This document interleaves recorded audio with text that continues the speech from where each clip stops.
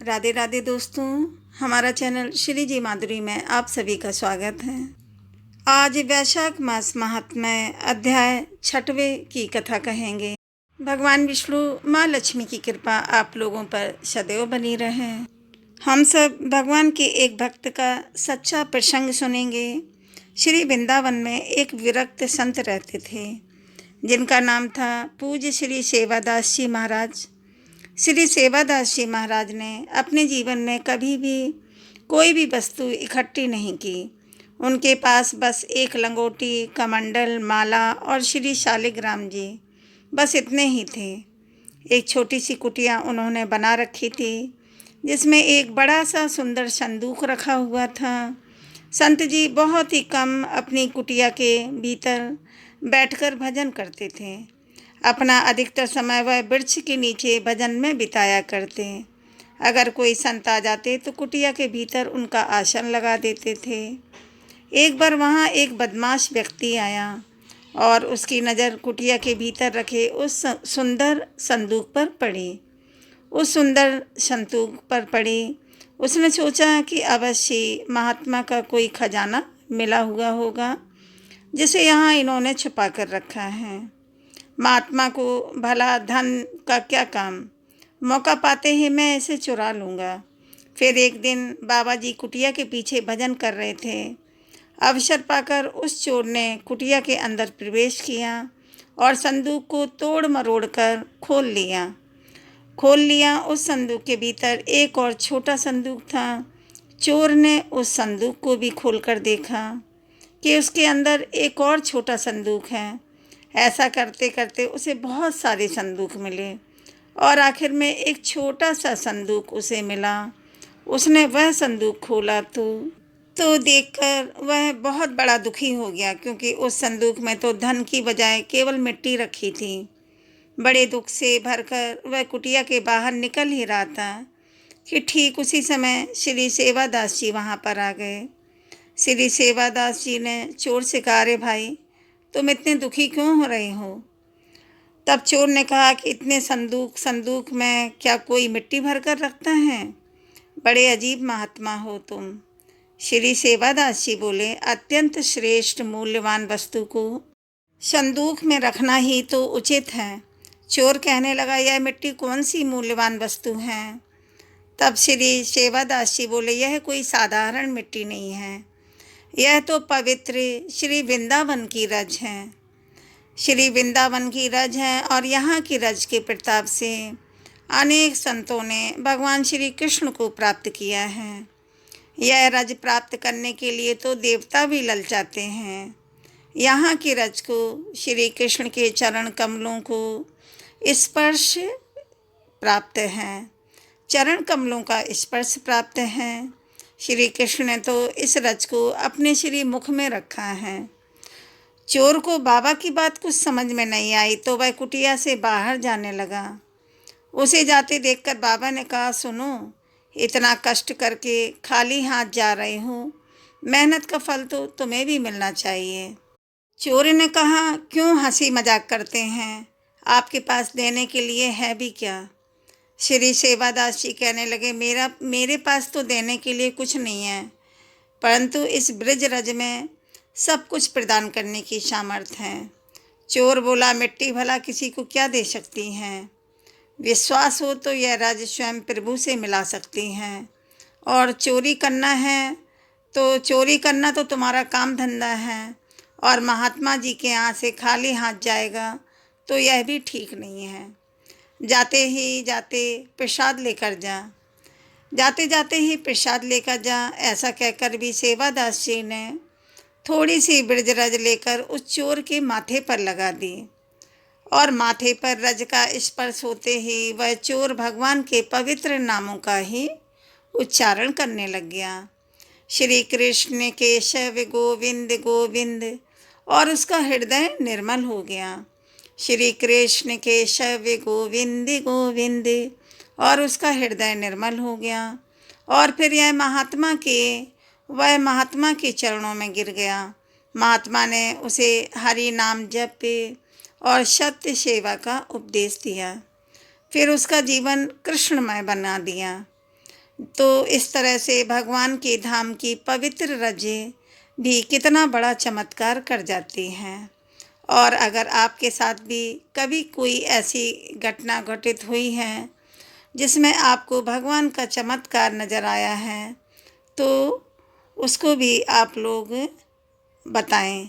आप सुनिए आज का महात्म्य 6वें अध्याय का उद्यापन विधि बताते हुए श्री ब्रह्मा जी बोले, हे सिद्धार्थ, सप्तमी के व्रत के अनंतर अर्थात दूसरे दिन स्नान, पूजन, जप और हवन आदि करके भोजक, पुराण वेदता और वेद पारंगत ब्राह्मणों को भोजन करा के लाल वस्त्र, दूध देने वाली गाय, उत्तम भोजन और जो जो पदार्थ आपको प्रिय हों वे सब मध्याह्न काल में भोजकों को दान देने चाहिए।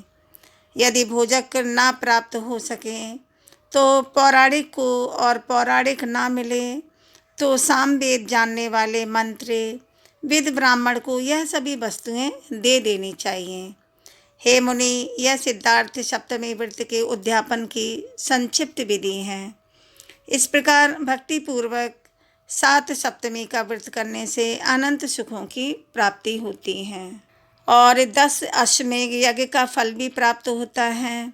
इस व्रत को करने से सभी कार्य सिद्ध हो जाते हैं। गरुण को देखकर सर्प आदि की तरह कुष्ठ आदि हर प्रकार के रोग इसके अनुष्ठान से ही दूर भाग जाते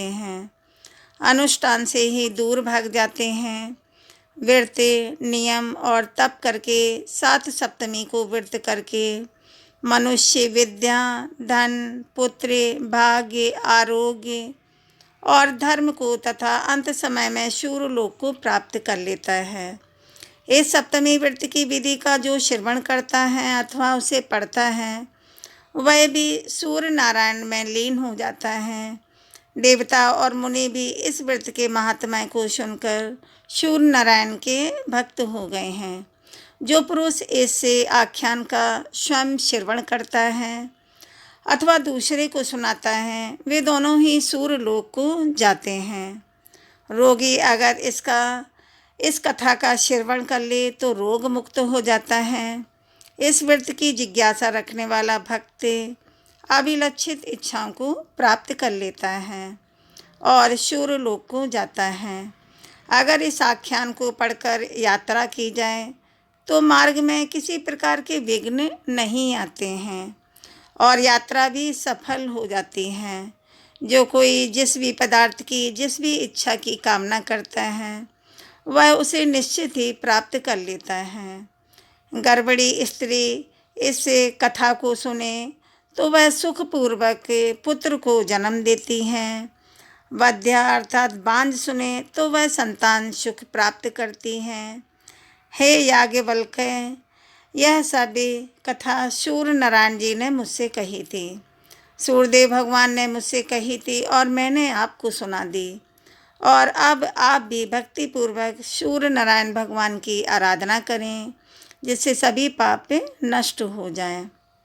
उदित होते ही जो अपनी किरणों से संसार का अंधकार दूर करके प्रकाश फैलाते हैं वे 12 आत्मा सूर्य नारायण ही जगत के माता पिता और गुरु हैं।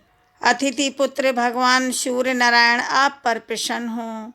श्री ब्रह्मा जी आगे कहने लगे, याज्ञवल्क के भगवान सूर्य जिन नामों के स्तवन से प्रसन्न होते हैं अब मैं उनका वर्णन कर रहा हूँ, ध्यानपूर्वक सुनो।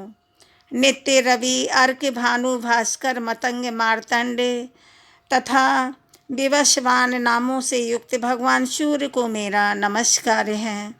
आदि देव, रश्मि वाली दिवाकर, दीप्ति, अग्नि तथा मेहर नामक भगवान आदित्य को मेरा नमस्कार है। हे आदित्य के पुत्र भगवान सूर्य, आप प्रभाकर, मित्र, गोपति अर्थात किरणों के स्वामी तथा दिग्पति नाम वाले हैं। आपको मेरा नित्य नमस्कार है।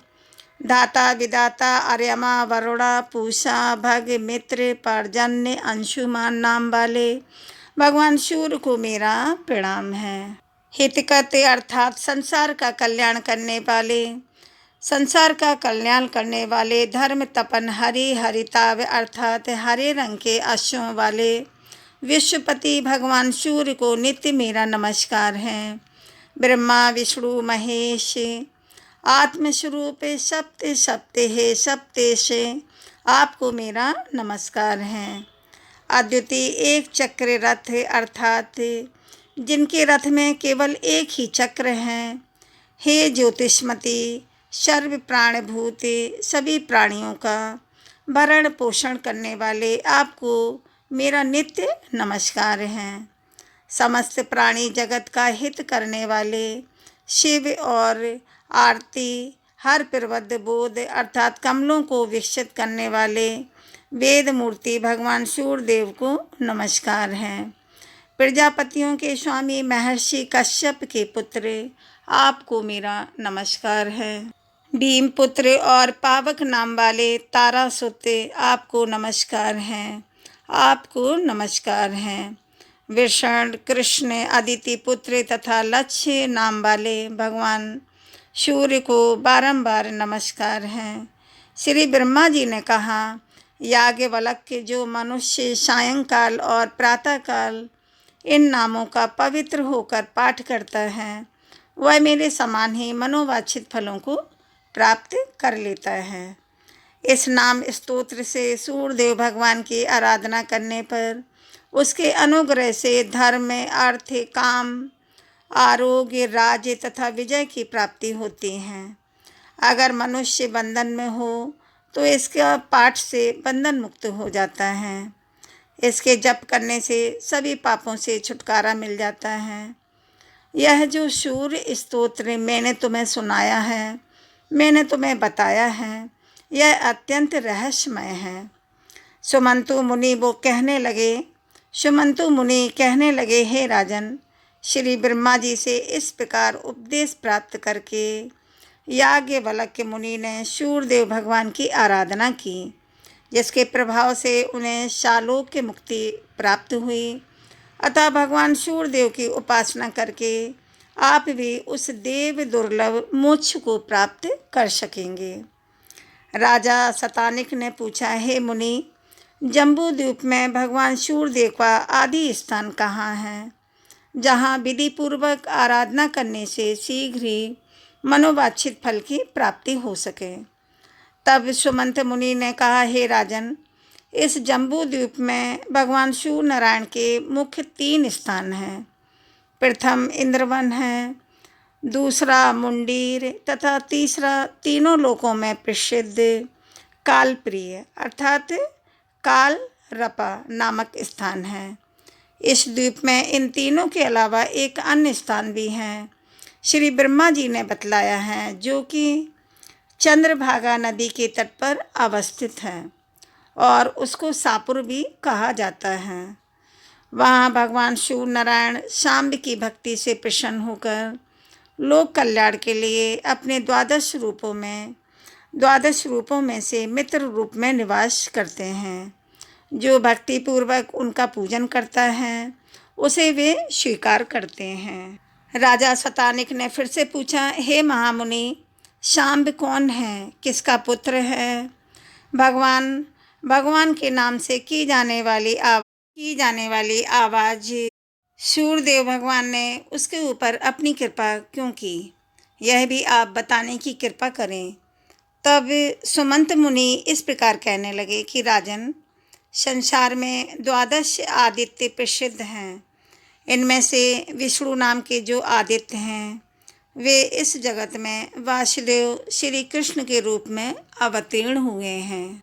उनकी जामवती नाम की पत्नी से महाबलशाली शाम्ब नामक पुत्र हुआ। वह श्रापवश कुष्ठ रोग से ग्रस्त हो गया।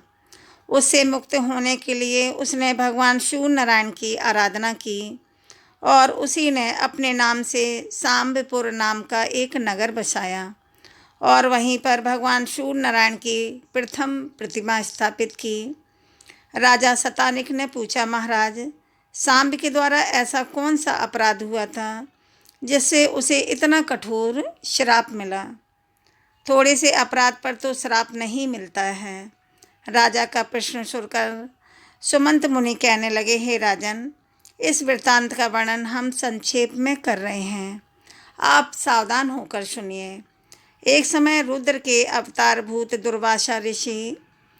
दुर्वासा मुनि तीनों लोकों में विचरण करते हुए द्वारकापुरी आए, परंतु पीले पीले नेत्रों से युक्त कृष्ण शरीर अत्यंत विकृत रूप वाले दुर्वासा को देखकर शाम्ब अपने सुंदर स्वरूप के अहंकार में आकर उनके देखने चलने आदि चेष्टाओं की नकल करने लगे। उनके मुख के समान अपना भी विकृत मुख बनाकर उन्हीं की भांति चलने लगे, जिसे देख करके रूप और यौवन का अत्यंत उसे अभिमान था। ऐसा समझकर दुर्वासा मुनि को अत्यंत ही क्रोध आया, और दुर्वासा ऋषि ने वैसे भी अपने क्रोध के लिए जाने जाते हैं। दुर्वासा ऋषि तो वैसे भी अपने क्रोध के लिए जाने ही जाते हैं। वे क्रोध से कांपते हुए कह उठे कि सांब मुझे कुरूप और अपने आप को अति रूप संपन्न मानकर तूने मेरा परिहास किया है, तूने मेरा अपमान किया है। जा, तू शीघ्र ही कुष्ठ रोग से ग्रस्त हो जाएगा। ऐसे ही एक बार फिर से उपहास किए जाने के कारण दुर्वासा मुनि को फिर से श्राप देना पड़ा, और उसी श्राप के कारण सांब से लोहे का एक मूसल उत्पन्न हुआ, जो समस्त यदुवंशियों के विनाश का कारण बना। अतः देवता, गुरु और ब्राह्मण आदि की अवज्ञा बुद्धिमान पुरुष को कभी नहीं करनी चाहिए। इन लोगों के सामने सदैव विनम्र ही बना रहना चाहिए, सदा मधुर वाणी ही बोलनी चाहिए। हे राजन, ब्रह्मा जी ने भगवान शिव के सामने जो 2 श्लोक पढ़े थे, क्या उनको आपने नहीं सुना है? इन श्लोकों का हिंदी अनुवाद है, जो धर्मात्मा है तथा जिसने सम्मान और क्रोध पर विजय प्राप्त कर ली है, विद्या से युक्त और विनम्र है, दूसरे को संताप नहीं देता, अपनी स्त्री से संतुष्ट है और पराई स्त्री का परित्याग करने वाला है। ऐसे मनुष्य के लिए संसार में किंचित मात्र भी भय नहीं है। पुरुष को चंद्रमा, जल, चंदन और शीतल छाया वैसा आनंदित नहीं कर पाते हैं, जैसा आनंद उसे हितकारी मधुर वाणी सुनने से प्राप्त होता है। राजन, इस प्रकार दुर्वासा मुनि के श्राप से सांब को कुष्ठ रोग हुआ था। फिर उसने भगवान सूर्य नारायण की आराधना करके पुनः अपना सुंदर रूप तथा आरोग्य को प्राप्त किया, और अपने नाम का शापुर नाम का एक नगर बसाकर उसमें भगवान सूर्य नारायण को प्रतिस्थापित किया। राजा शतानिक ने कहा, हे महामुनि, शाम्ब के द्वारा चंद्रभागा नदी के तट पर सूर्य नारायण भगवान की जो स्थापना की गई है, वह स्थान आदि काल से तो नहीं है, फिर भी आप उस स्थान के महात्म्य का इतना वर्णन कैसे कर रहे हैं? इसमें मुझे संदेह हो रहा है। सुमंत मुनि कहने लगे, भरत, वहाँ पर सूर्य नारायण भगवान का स्थान तो सनातन काल से है। सांब ने उस स्थान की प्रतिष्ठा तो बाद में की है, इसका हम संक्षेप में वर्णन करते हैं, आप भी प्रेम पूर्वक उसे सुनिए।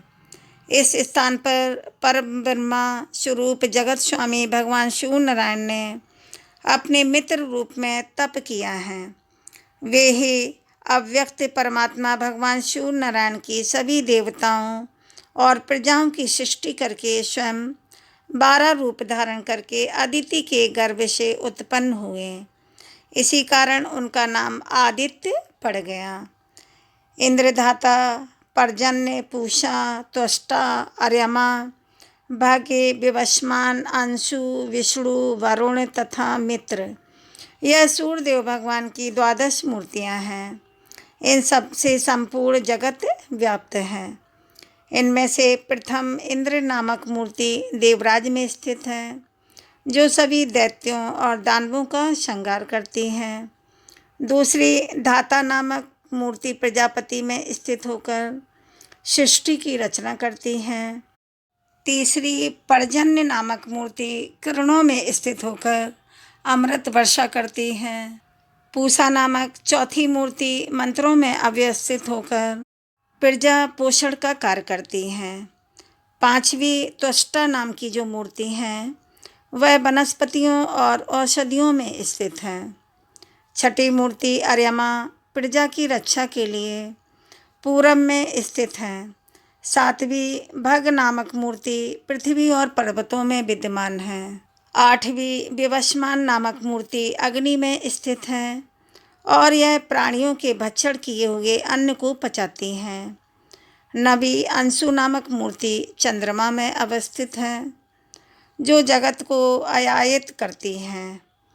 10वीं विष्णु नामक मूर्ति दैत्यों का नाश करने के लिए सदैव अवतार धारण करती है। 11वीं वरुण नामक की मूर्ति समस्त जगत की जीवनंदादायिनी है और समुद्र में उसका निवास है, इसलिए समुद्र को वरुणालय भी कहा जाता है। 12वीं मित्र नामक मूर्ति जगत का कल्याण करने के लिए चंद्रभागा नदी के तट पर विराजमान है। जब वहाँ सूर्य नारायण भगवान ने मात्र वायु पान करके तप किया है और मित्र रूप से यहाँ पर हैं, इसीलिए इस स्थान को मित्र पद अर्थात मित्रवन भी कहते हैं। यह अपनी कृपामय दृष्टि से संसार पर अनुग्रह करते हुए भक्तों को भांति भांति के वर देकर संतुष्ट करते रहते हैं। यह स्थान पुण्यप्रद है। महाबाहु यहीं पर अमित तेजस्वी शाम्ब ने सूर्य नारायण भगवान की आराधना करके मनोवांछित फल को प्राप्त किया है। उनकी प्रसन्नता और आदेश से शाम्ब ने यहाँ पर भगवान सूर्यदेव को प्रतिष्ठापित किया है। जो पुरुष भक्तिपूर्वक सूर्य नारायण भगवान को प्रणाम करता है और श्रद्धा भक्ति से उनकी आराधना करता है वह संपूर्ण पापों से मुक्त होकर सूर्य लोक में निवास करता है। अब जानिए देवर्षि नारद जी के द्वारा सूर्य नारायण के विराट रूप तथा उनके प्रभाव के वर्णन के बारे में बात करेंगे। सुमंत मुनि बोले, हे राजन, भयंकर कुष्ठ रोग का श्राप प्राप्त करके दुखी होकर शाम्ब ने अपने पिता भगवान श्री कृष्ण से पूछा, हे पिता, मेरा यह कष्ट कैसे दूर होगा? कृपया करके इसका कोई उपाय बताइए। इसका कोई उपाय भी आप ही बताइए। भगवान श्री कृष्ण कहने लगे, वत्स, तुम भगवान सूर्यदेव की आराधना करो, उससे तुम्हारा यह कुष्ठ रोग दूर हो जाएगा। तुम देवर्षि नारद द्वारा सूर्य नारायण भगवान के आराधना विधान की शिक्षा प्राप्त करो। वे प्रसन्न होकर तुम्हें विस्तार से उनकी आराधना का विधि विधान बतलाएंगे। एक दिन नारद जी द्वारकापुरी में भगवान श्री कृष्ण के दर्शन के लिए आए। उसी समय शाम्ब ने अत्यंत विनम्र भाव से जाकर उन्हें प्रणाम किया और हाथ जोड़कर प्रार्थना की। कहने लगे कि हे महामुनि, मैं आपकी शरण में हूँ।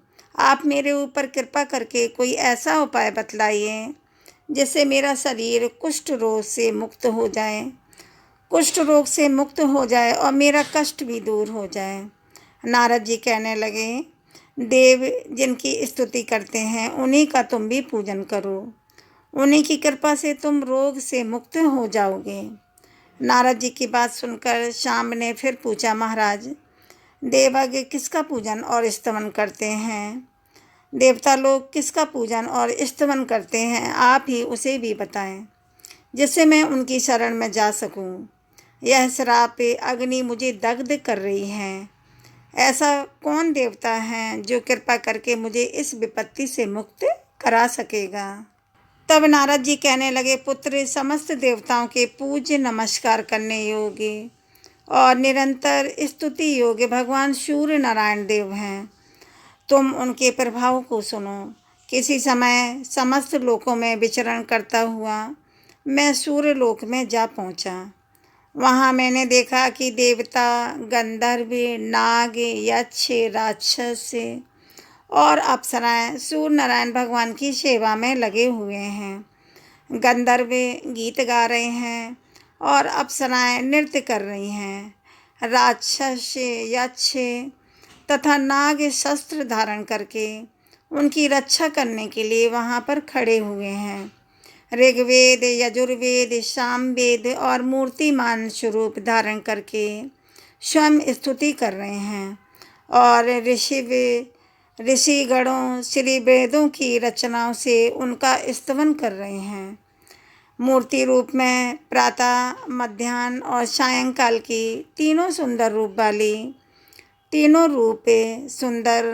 वाली संध्याएं हाथ में वज्र तथा बाण धारण किए हुए सूर्य नारायण भगवान के चारों ओर स्थित हैं। प्रातःकाल संध्या रक्त वर्ण की हैं। मध्याह्न संध्या चंद्रमा के समान श्वेत वर्ण की हैं और सायंकाल संध्या मंगल के समान वर्ण वाली है। आदित्य, वसु, रुद्र, मरुद तथा अश्वनी कुमार आदि सभी देवता तीनों संध्याओं में उन भगवान सूर्यदेव भगवान का पूजन करते हैं। इंद्रदेव सदैव वहाँ खड़े होकर भगवान सूर्यदेव की जय जयकार करते रहते हैं। गरुण का ज्येष्ठ भ्राता अरुण उनका सारथी हैं। वह काल के अवयवों से निर्मित उनके रथ का संचालक भी हैं। हरे वर्ण के छंद रूपे 7 अश्व उनके रथ में जुटे हुए हैं। रागिज्ञ तथा निष्बा नाम की 2 पत्नियां उनके दोनों ओर बैठी हुई हैं। सभी देवता हाथ जोड़कर उनके चारों ओर खड़े हुए हैं। पिंगल लेखक, दंडनायक, आदिगण तथा कलमाश नामक 2 पक्षी द्वारपाल के रूप में उनकी सेवा में लगे हुए हैं। दिंडी उनके सामने और ब्रह्मा आदि सभी देवता उनकी स्तुति कर रहे हैं। भगवान सूर्य नारायण का ऐसा प्रभाव देखकर मैंने सोचा कि वही देव हैं जो समस्त देवताओं के पूज्य हैं। सो तुम भी उन्हीं की शरण में जाओ।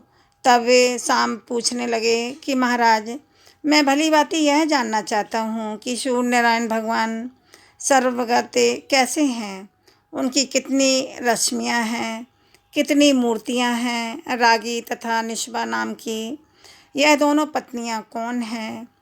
पिंगल लेखक और दंडनायक यहाँ क्या काम करते हैं? कलमास पक्षी कौन हैं? उनके आगे स्थित रहने वाले दंडी कौन हैं? और वे कौन कौन से देवता हैं जो उनके चारों ओर खड़े रहते हैं? मुनिवर, कृपया करके आप इन सब का तत्वतः अच्छी तरह से वर्णन कीजिए, जिससे मैं श्री सूर्य नारायण भगवान के प्रभाव को जानकर उनकी शरण में जा सकूं। तब देवर्षि नारद जी कहने लगे, सांब, अब मैं सूर्य नारायण भगवान के महात्म्य का वर्णन कर रहा हूँ, तुम भी उसे प्रेम पूर्वक ध्यानपूर्वक सुनो। विवस्वान देव अव्यक्त कारण, नित्य सत्य और असत स्वरूप हैं। जो तत्व चिंतक पुरुष हैं वे उनको प्रधान और प्रकृति कहा करते हैं। वे गंध, वर्ण तथा रस से हीन और शब्द और स्पर्श से रहित हैं। वे जगत की योनि हैं तथा सनातन परम ब्रह्मा हैं। वे सभी प्राणियों के नियंता हैं। वे अनादि, अनंत और अज, सूक्ष्म, त्रिगुण, निराकार तथा अविज्ञ हैं। उन्हें परम पुरुष भी कहा जाता है। उन्हीं महात्मा भगवान सूर्य नारायण से यह समस्त जगत पर्याप्त है। उन परमेश्वर की प्रतिमा ज्ञान और वैराग्य लक्षणों वाली है। उनकी बुद्धि धर्म, ऐश्वर्य को प्रदान करने वाली है। ब्रह्मा बुद्धि कही जाती है। उन अव्यक्त की जो भी इच्छा होती है वही सब उत्पन्न होता है। वे ही सृष्टि के समय चतुर्मुख ब्रह्मा बन जाते हैं और प्रलय के समान काल रूप हो जाते हैं। पालन के समय वे ही पुरुष भगवान विष्णु का रूप धारण कर लेते हैं। स्वयंभू पुरुष की ये तीनों अवस्थाएं करके 3 गुणों के अनुसार हैं। वे आदि देव होने के कारण आदित्य तथा अजात होने के कारण अज कहे गए हैं। देवताओं में महान होने से वे महादेव, नाक से की जाने वाली आवाज़ भी कहे गए हैं। समस्त लोगों के ईश होने तथा अधीश होने के कारण वे ईश्वर कहे जाते हैं। व्रत होने से ब्रह्मा, भवत्व होने से भव कहे जाते हैं। वे समस्त प्रजाओं की रक्षा और पालन करते हैं, इसीलिए प्रजापति कहे गए हैं। पूर्व में शयन करने से पुरुष उत्पाद न होने और अपूर्व होने से स्वयंभू नाम से प्रसिद्ध हैं। हिरण्या में रहने के कारण यह हिरण्य गर्भ कहे जाते हैं। यह दिशाओं के स्वामी, ग्रहों के ईश, देवताओं के भी देवता, देवताओं के भी देवता होने से देव देव तथा दिवाकर भी कहे जाते हैं। तत्वे दृष्टा ऋषियों ने आपको नार कहा है। यह आप इनका आश्रय हैं, इसीलिए आप नारायण कहे गए हैं और यह शीघ्रता वाचक शब्द हैं। आप ही समुद्र रूप धारण करके फिर उसमें शीघ्रता नहीं रहती, इस कारण उसे नार भी कहते हैं। प्रलय काल में सभी स्थावर जंगम नष्ट हो जाते हैं। जब संपूर्ण जगत समुद्र के समान एकाकार हो जाता है, तब वे पुरुष नारायण रूप धारण करके उस समुद्र में शयन भी करते हैं। वे पुरुष वेदों में सहस्त्र सिरों, सहस्त्रों भुजाओं, सहस्त्रों नेत्रों तथा सहस्त्रों चरणों वाले कहे गए हैं। वे ही देवताओं में प्रथम देवता भी हैं और जगत की रक्षा करने वाले भी हैं।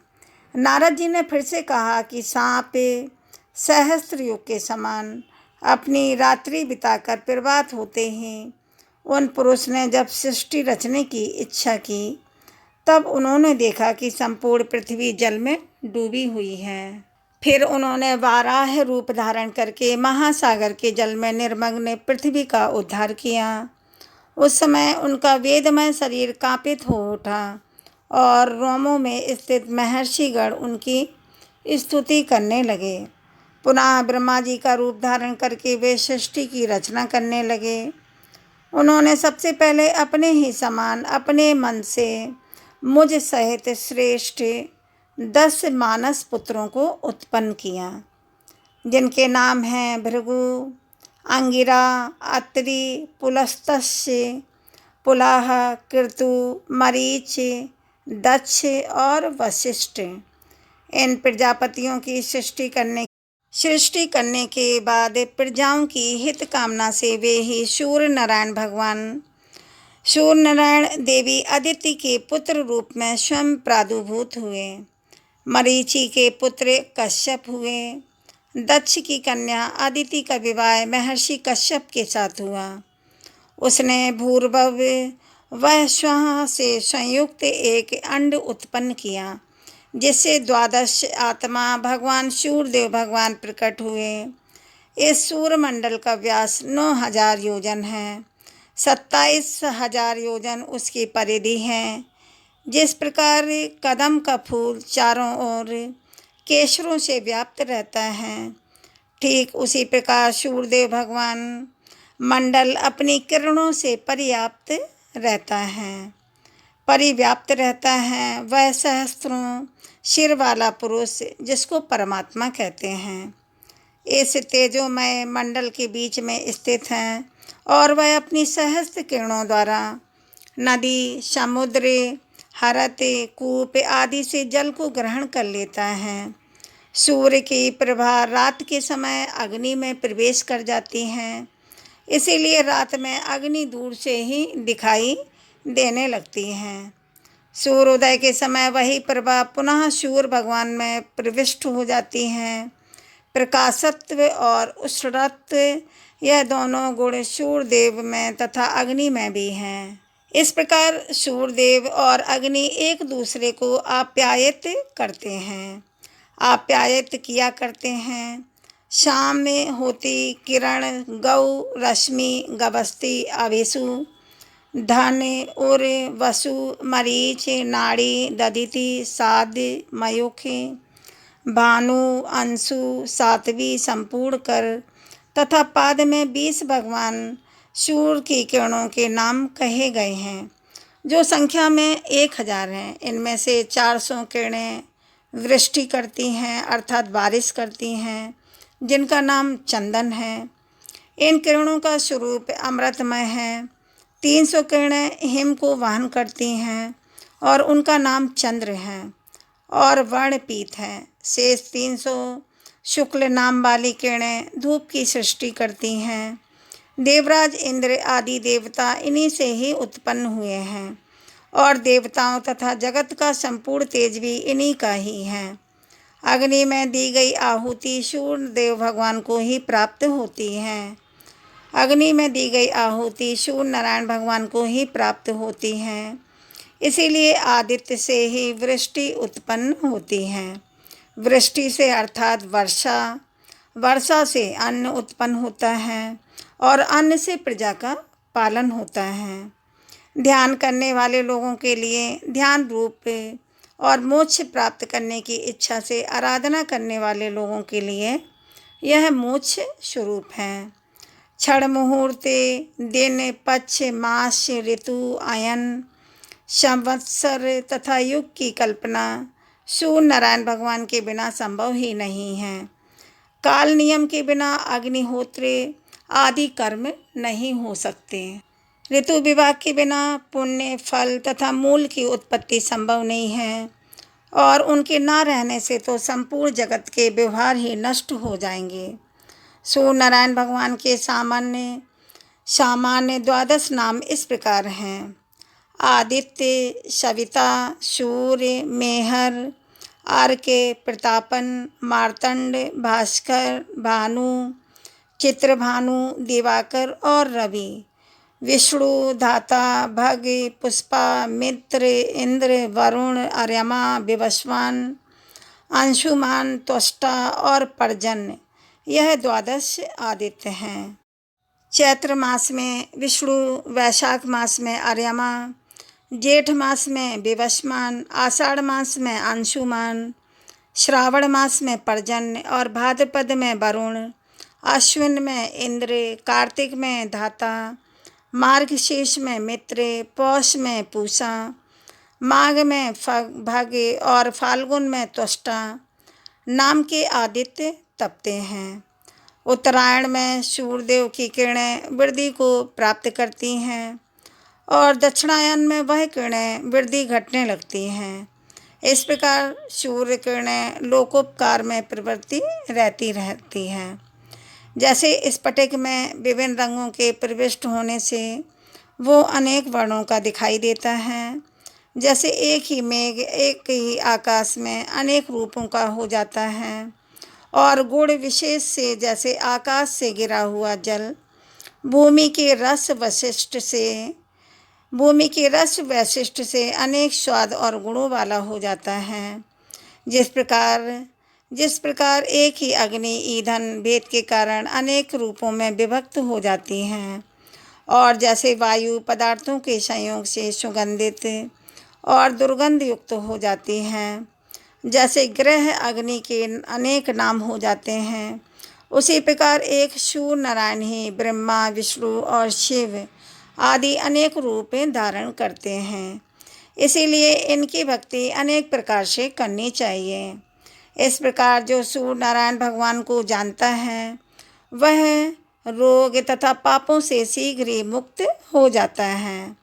पापी पुरुष की सूर्य नारायण भगवान के प्रति भक्ति कभी नहीं होती। इसीलिए हे शाम्ब, तुम सूर्य नारायण भगवान की आराधना करो, जिससे तुम इस भयंकर व्याधि से मुक्त होकर सभी कामनाओं को प्राप्त कर लोगे। अब जानिए भगवान सूर्यदेव के परिवार के बारे में। सुमंत मुनि कहने लगे, हे राजन, सांब ने नारद जी से पुनः पूछा, हे महामुने, आपने भगवान सूर्य नारायण के अत्यंत आनंदप्रद महात्म्य का वर्णन किया, जिससे मेरे हृदय में उनके प्रति दृढ़ भक्ति उत्पन्न हो गई। अब आप भगवान सूर्यदेव की पत्नी महाभागा रागी और निष्भा तथा दंडी और पिंगल आदि के विषय में भी बताइए। तब नारद जी कहने लगे, शाम्ब, भगवान सूर्य नारायण की रागी और निशुंभा नाम की 2 पत्नियां हैं। निशबा नाम की 2 पत्नियां हैं। इनमें से रागी को दऊ अर्थात स्वर्ग और निशबा को पृथ्वी भी कहा जाता है। शुक्ल सप्तमी तिथि को दऊ के साथ और मार्ग कृष्ण पक्ष की सप्तमी तिथि को निशबा अर्थात पृथ्वी के साथ सूर्य नारायण भगवान का संयोग होता है, जिसका रागी दा से जल और निशबा पृथ्वी से तीनों लोकों के कल्याण के लिए अनेक प्रकार की शस्य संपत्तियाँ अर्थात अन्न उत्पन्न होता है। शस्य अर्थात अन्न को देखकर अत्यंत प्रसन्नता से ब्राह्मण हवन करते हैं। स्वाहाकार तथा स्वादाकार से देवताओं और पितरों की तृप्ति होती है। जिस प्रकार रागी अपने 2 रूपों में हुई और यह जिनकी पुत्री हैं तथा इनकी जो संतानें हुई उनका हम वर्णन करते हैं। इसे अब आप प्रेम पूर्वक सुनिए। शाम्बे ब्रह्मा नाग से की जाने वाली आवाज़ के पुत्र मरीच, मरीच के कश्यप, कश्यप से हिरण्यकश्यप, हिरण्यकश्यप से प्रहलाद, प्रहलाद से विचिन नाम का पुत्र हुआ। विचिन की बहन का विवाह विश्वकर्मा के साथ हो गया, जिससे संज्ञा नाम की एक कन्या उत्पन्न हुई। मरीचि के शुपा नाम की कन्या का विवाह अंगिरा ऋषि से हो गया, जिससे बृहस्पति उत्पन्न हुए। बृहस्पति की ब्रह्मवादिनी बहन ने 8वें प्रभास नामक वसु से पानी ग्रहण किया, जिसका पुत्र विश्वकर्मा समस्त शिल्पों को जानने वाला हुआ। उन्हीं का नाम त्वष्टा भी है, जो देवताओं के बड़े ही हुआ करते हैं। इन्हीं की कन्या संज्ञा को रागी कहा जाता है। इन्हीं को दऊ, तसा, प्रभा तथा सुरेणु भी कहते हैं। इन्हीं संज्ञा की छाया का नाम निशबा है। सूर्य नारायण की संज्ञा नामक भार्या अर्थात पत्नी बड़ी ही रूपवती और पतिव्रता थी, किंतु भगवान सूर्य नारायण मानव रूप में उसके समीप नहीं जाते थे और अत्यधिक तेज से परिव्याप्त होने के कारण सूर्य नारायण का वह स्वरूप सुंदर मालूम नहीं होता था। इसीलिए वो संज्ञा को भी अच्छा नहीं लगता था। संज्ञा से 3 संतानें उत्पन्न हुई, किंतु सूर्य नारायण के तेज से व्याकुल होकर वह अपने पिता के घर चली गई और हजारों वर्षों तक वहीं पर रहीं। जब पिता ने संज्ञा से पति के घर जाने के लिए अनेक बार कहा, तब वह उत्तर कुरु देश को चली गई। वहाँ वह अश्विनी का रूप धारण करके तृण आदि चढ़ती हुई समय बिताने लगी। सूर्यदेव भगवान के समीप संज्ञा के रूप में उसकी छाया निवास करती थी। सूर्यदेव उसे ही संज्ञा समझते थे। उसे 2 पुत्र हुए और 1 कन्या हुई, श्रुते, श्रवा तथा श्रुतकर्मा। यह 2 पुत्र और अत्यंत सुंदर तप्ती नाम की कन्या छाया की संतानें हैं। श्रुते श्रवा तो सावर्णी मनु के नाम से प्रसिद्ध होगा और श्रुतकर्मा ने शनिश्चर नाम से प्रसिद्धि प्राप्त की। संज्ञा जिस प्रकार से अपनी संतानों से स्नेह करती थी, वैसा स्नेह छाया ने नहीं किया। इस अपमान की संज्ञा के ज्येष्ठ पुत्र सावर्णी मनु ने तो सहन कर लिया, किंतु उनके छोटे पुत्र यमराज ने अर्थात धर्मराज सहन नहीं कर सके। छाया ने जब बहुत ही क्लेश देना शुरू कर दिया, तब क्रोध में आकर बालपन तथा भावी प्रबलता के कारण उन्होंने अपनी विमाता छाया की भर्त्सना की और उसे मारने के लिए अपना पैर उठा दिया। यह देखकर क्रुद्ध विमाता छाया ने उन्हें कठोर श्राप दे डाला। कहने लगी, दुष्ट, तुम अपनी माँ को पैर से मारने के लिए तैयार हो रहे थे, इसीलिए तुम्हारा यह पैर टूट कर गिर जाए। छाया के श्राप से विफल होकर यमराज अपने पिता के पास गए और उन्हें सारा वृत्तांत कह सुनाया। पुत्र की बातें सुनकर सूर्यदेव भगवान कहने लगे, पुत्र, इसमें कुछ विशेष कारण तो जरूर होगा, क्योंकि अत्यंत धर्मात्मा तुझ जैसे पुत्र के ऊपर माता को क्रोध आया है। सभी पापों को तो निदान है, किंतु माँ के श्राप का कभी अन्यथा नहीं हो सकता। पर मैं तुम्हारे ऊपर अधिक स्नेह होने के कारण एक उपाय कहता हूँ।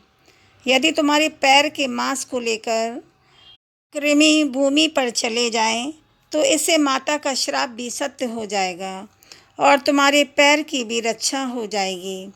सुमंत मुनि कहने लगे कि राजन, इस प्रकार पुत्र को आश्वासन देकर सूर्यदेव भगवान छाया के समीप जाकर कहने लगे, छाया, तुम इससे स्नेह क्यों नहीं करती हो? एक माँ के लिए तो सभी संतानें समान होनी चाहिए। यह सुनकर छाया ने कोई उत्तर नहीं दिया, जिससे सूर्यदेव भगवान को क्रोध आ गया और वे श्राप देने के लिए तैयार हो गए। छाया भगवान सूर्यदेव को क्रोध देखकर डर गई और उसने अपना संपूर्ण वृत्तांत बतला दिया। तब सूर्यदेव अपने ससुर विश्वकर्मा के पास गए। अपने जमाई सूर्यदेव को क्रोधित देखकर विश्वकर्मा ने उनका पूजन किया तथा मधुर वचनों से उन्हें शांत किया और कहने लगे, देव, मेरी पुत्री संज्ञा आपके अत्यंत तेज को सहन न कर सकने के कारण वन को चली गई हैं और वह आपके उत्तम रूप के लिए वहाँ पर महान तपस्या कर रही हैं। श्री ब्रह्मा जी ने मुझे आज्ञा दी है कि यदि उनकी अभिरुचि हो तो तुम संसार के कल्याण के लिए सूर्यदेव को तराश कर उत्तम रूप बनाओ। विश्वकर्मा का यह वचन सूर्य नारायण ने स्वीकार कर लिया और तब विश्वकर्मा ने शाक द्वीप में सूर्य नारायण को बिरमी अर्थात खराद पर चढ़ाकर उनके प्रचंड तेज को खराद डाला, जिससे उनका रूप बहुत ही सौम्य हो गया, बहुत कुछ सौम्य बन गया। सूर्य नारायण ने भी अपने योग बल से इस बात की जानकारी की और संपूर्ण प्राणियों से आदर्श हमारी पत्नी संज्ञा अश्वनी के रूप को धारण करके उत्तर कुरु में निवास कर रही हैं। अतः सूर्य भी स्वयं अश्व का रूप धारण करके उसके पास जाकर मिले। फलतः फिर बाद में अश्वनी से देवताओं के वैद्य जुड़वा अश्वनी कुमारों का जन्म हुआ। अश्वनी से देवताओं की वैद्य जुड़वा अश्वनी कुमारों का जन्म हुआ, जिनका नाम है नासत्य और दस्त्र। इसके बाद सूर्य नारायण ने अपना वास्तविक रूप धारण किया। इस रूप को देखकर संज्ञा अत्यंत प्रीति से प्रसन्न हो गई और वह उनके समीप चली गई। फिर संज्ञा से रेवंत नाम का पुत्र उत्पन्न हुआ, जो कि भगवान सूर्य नारायण के समान ही सौंदर्य संपन्न था। इस प्रकार सावड़ी, मनु, यम, यमुना, शनि, तप्ती, दो अश्विनी कुमार, वैवस्वत, मनु और रेवंत, ये सब सूर्यदेव भगवान की संतानें हैं। यमदेव की भगनी यमी यमुना नदी बनकर प्रवाहित हुई। सावर्णी 8वें मनु होंगे। सावर्णी मनु मेरु पर्वत के पश्च प्रदेश पर तपस्या कर रहे हैं। सावर्णी के भ्राता शनि एक ग्रह बन गए और उनकी भगनी तपती नदी बन गई, जो वंदगिरी से निकलकर पश्चिमी समुद्र में जाकर मिल जाती हैं और इसमें नदी में स्नान करने से बहुत ही पुण्य प्राप्त होता है। सौम्या नदी से तप्ती का संगम और गंगा नदी में वैवस्वती यमुना का संगम होता है।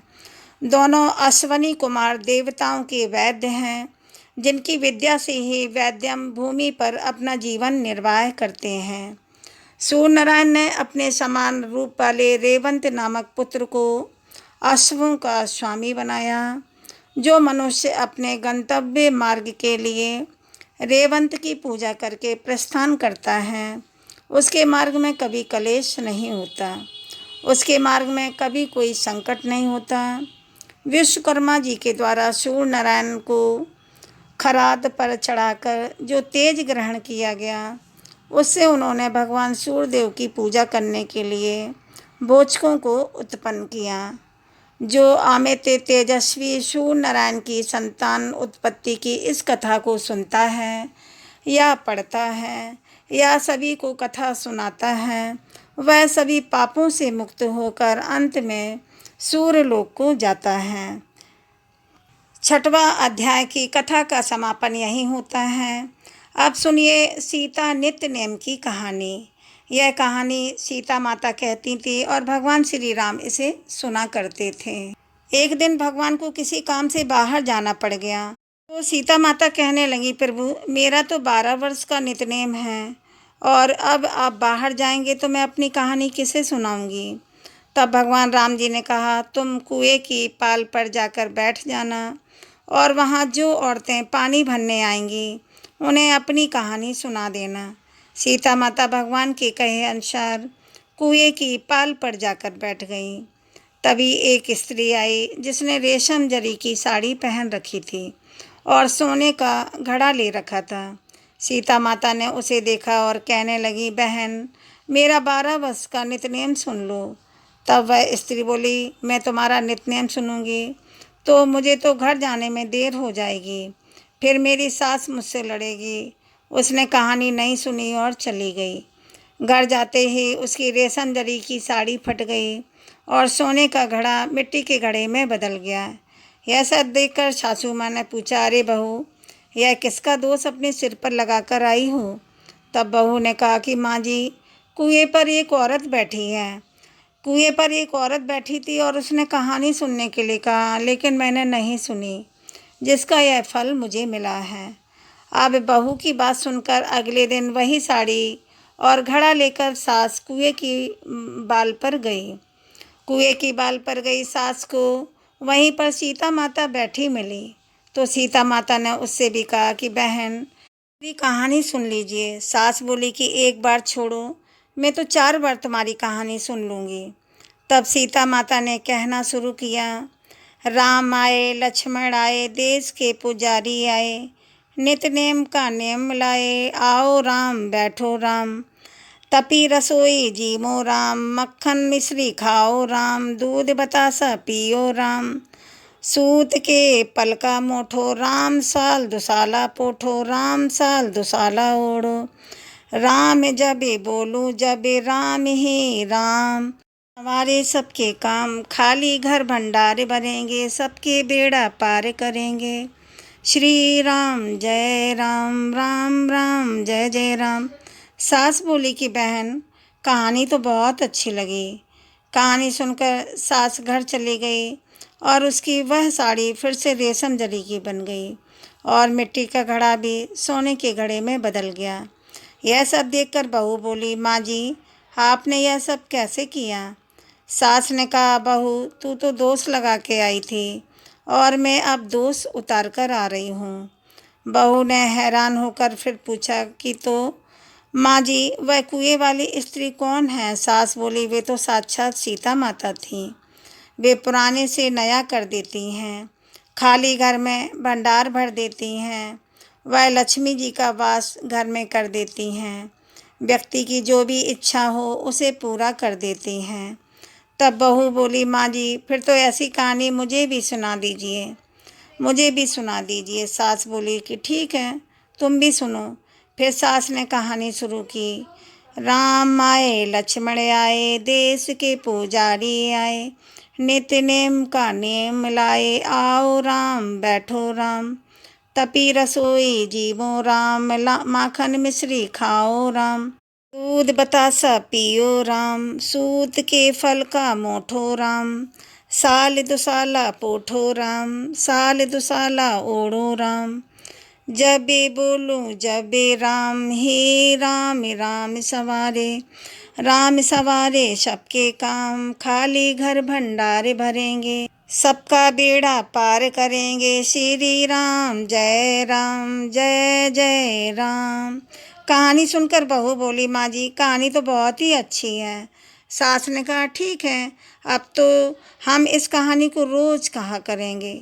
अब सास बहू रोज़ सवेरे उठती, नहाती धोती और पूजा करने के बाद नित्य नेम की सीता माता की कहानी कहा करती। सीता माता की कहानी कहती, एक दिन उनके यहाँ पड़ोस की एक औरत आई और बोली, बहन जरा सी आँच तो देना। तो वे बोली कि आँच तो अभी तक हमने नहीं जलाई है। पड़ोसन ने पूछा, तो फिर तुम सुबह 4 बजे से उठकर क्या कर रही हो। उन्होंने बताया कि सुबह उठकर हम तो पहले पूजा करते हैं, फिर सीता माता की नित्य-नेम की कहानी कहते हैं। पड़ोसन ने उनकी बात सुनकर फिर पूछा, सीता माता की कहानी कहने से तुम्हें क्या मिला? तब वे बोलीं कि इनकी कहानी कहने से घर में भंडार भर जाते हैं, सारे काम सिद्ध हो जाते हैं, मन की इच्छा भी पूरी होती है। पड़ोसन बोली कि बहन, फिर तो ऐसी कहानी मुझे भी सुना दो। वह बोली, ठीक है, तो फिर तुम भी यह कहानी सुन लो। राम आए लक्ष्मण आए, देश के पुजारी आए, नित्य नेम का नेम लाए, आओ राम बैठो राम, तभी रसोई जीमो राम, माखन मिश्री खाओ राम, दूध बतासा पियो राम, सूत के पल का मोठो राम, साल दुसाला पोठो राम, साल दुसाला ओढ़ो राम, जबे बोलो जबे राम, राम राम सवारे सबके काम, राम संवारे सबके काम, खाली घर भंडारे भरेंगे, सबका बेड़ा पार करेंगे, श्री राम जय जय राम। सारी कहानी सुनने के बाद पड़ोसन कहने लगी, बहन कहानी तो मुझे बहुत अच्छी लगी। अब वह पड़ोसन भी नित्य ने सीता माता की कहानी कहने लगी। कहानी कहने से सीता माता ने पड़ोसन के भी भंडार भर दिए। अब तो पूरे मोहल्ले में नित्य नेम की कथा चल पड़ी और हर किसी की मनोकामना सीता माता की कृपा से पूरी होने लगी। हे सीता माता, हे जानकी माता, जैसे आपने उनके भंडार भरे, वैसे ही हम सबके भी भंडार बनना। कहानी कहने वाले की, सुनने वाले की और हुंकार भरने वाले के भी सभी प्रेम से बोलिए सीता माता की जय। भगवान रामचंद्र की जय। तुलसी महारानी नमो नमो, हरि की पटिरानी नमो नमो, धन तुलसी पूर्ण तप कीनो, धन तुलसी पूर्ण तप कीनो, शालिग्राम बनी पटिरानी नमो नमो तुलसी महारानी, नमो नमो जाके पत मंजरी, कोमल जाके पत्र मंजरी, कोमल श्रीपति कमल चरण लपटानी, नमो नमो तुलसी महारानी, नमो नमो तुलसी महारानी, नमो नमो धूप दीप नैवेद्य आरती, धूप दीप नैवेद्य आरती, पुष्पन की वर्षा वर्षानी, नमो नमो तुलसी महारानी, नमो नमो छप्पन भोग छति सुव्यंजन, छप्पन भोग छति सुव्यंजन, बिन तुलसी हरि एक न माने, नमो नमो तुलसी महारानी, बिन तुलसी हरि एक न माने, नमो नमो तुलसी महारानी, सभी सखी मैया तेरो यश गावे, सभी सखी मैया तेरो यश गावे, भक्ति दान दी महारानी, नमो नमो तुलसी महारानी, नमो नमो हरि की पटिरानी, नमो नमो तुलसी महारानी। बोलो तुलसी मैया की जय। उम्मीद है आपको यह कथा अच्छी लगी होगी। वीडियो को लाइक करें, चैनल को सब्सक्राइब करें और कमेंट में हरि विष्णु लक्ष्मी अवश्य लिखें। अब मिलते हैं अगले वीडियो में, तब तक के लिए राधे राधे दोस्तों।